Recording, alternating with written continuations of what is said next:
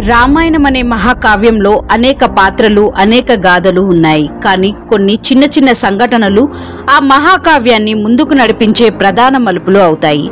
అలాంటి రహస్య గాథ సంపతి పక్షి కథ. సంపతి జటాయు అన్నయ్య ఇద్దరు ఆరునుడి పుత్రులు. చిన్నతనంలో వీరిద్దరూ ఆకాశంలో ఎగురుతూ సూర్యుడి దగ్గరికి చేరుకోవాలని పోటీ పెట్టుకున్నారు. జటాయు వేడిలో కరిగిపోతుండగా అన్నయ్య సంపతి తన రెక్కలను విప్పి అతన్ని రక్షించాడు. కానీ ఆ త్యాగానికి మూల్యం చెల్లించుకున్నాడు. అతని రెక్కలు సూర్యుడి వేడితో కాలిపోయాయి. తర్వాత సంపతి జీవితం మారిపోయింది. ఇక ఎగరలేక వింధ్య పర్వతాల దగ్గర తపస్సు చేస్తూ ఉండిపోయాడు. ఆ బలహీనతలోనే అతనికి కొత్త శక్తి లభించింది, దూరాన్ని చూడగల దివ్య దృష్టి. ఆధ్యాత్మిక తపస్సు వల్ల సంపతి విజ్ఞానిగా మారాడు.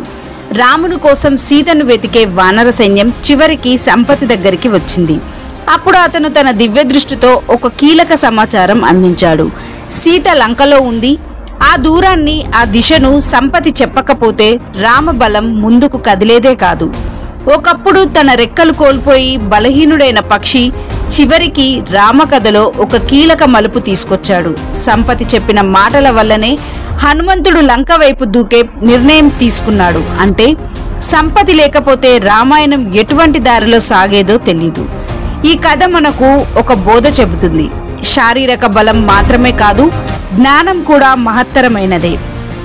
త్యాగం, ధర్మం, సహనం చివరికి ఫలితాన్నిస్తాయి. రెక్కలు కోల్పోయిన సంపతి విజ్ఞానంతో రామకథను ముందుకు నడిపించాడు. ఇదే సంపతి పక్షి రహస్యం.